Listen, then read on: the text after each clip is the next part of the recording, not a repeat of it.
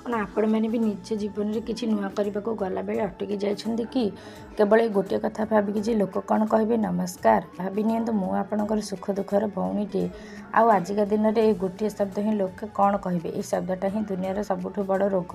ଆପଣମାନଙ୍କର ବି ବହୁତ ବଡ଼ ବଡ଼ ଲକ୍ଷ୍ୟ ଥିବ, ହେଲେ ଲୋକଙ୍କ କଥା ଶୁଣି ନିଜର ଲକ୍ଷ୍ୟକୁ ବଳି ଦେଇ ଦିଅନ୍ତି।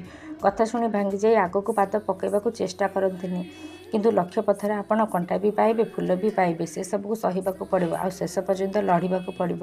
ସେଥିପାଇଁ ସେମାନଙ୍କ କଥାକୁ ନିଜର ଦୁର୍ବଳତା ନୁହେଁ, ଶକ୍ତି ବନାନ୍ତୁ। ଆଉ ଯେଉଁଦିନ ଆପଣ ସଫଳ ହେବେ, ସେଇଦିନ ଏଇ ଆଙ୍ଗୁଠି ଦେଖାଉଥିବା ଲୋକମାନେ ହିଁ ଆସି ତାଳି ମାରିବେ। ମୁଁ ହିଁ ତ ମୋ ଜୀବନରେ ବହୁତ କଥା ଶୁଣି ସାରିଲିଣି, ହେଲେ ଆଜି ଲୋକମାନଙ୍କ କଥା ନ ଶୁଣି ନିଜ ଉପରେ ଆଶା ଆଉ ବିଶ୍ୱାସ ରଖି ଆଗକୁ ବଢ଼ିବା ଲାଗି ଚେଷ୍ଟା କରୁଛି।